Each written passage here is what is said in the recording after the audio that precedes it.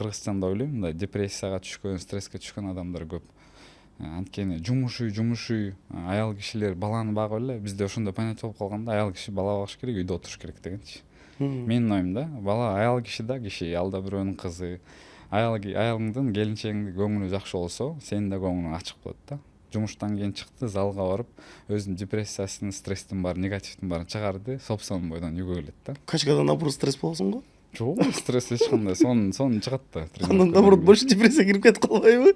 Балдарды карап аткан аз келгенсип мени машыктырганга. Жок, балдар да азыр Кудай берген биздин да мына государство жакшы немелер түзүп берип атат. Садиктерди көбөйтүп атышат, школдорду көбөйтүп атышат. Садиктер азыр менин билишимче аябай көбөйдү да. Биздин айылда да садик болду. Ысык көл областынын Ак Суу районунда. Ар бир айылда азыр садик бар да. Менин досторум айтып атат да, айылдан балдар садикке чыдап келдим дейт. Мен жүргөндө вообще садик жок болчу да.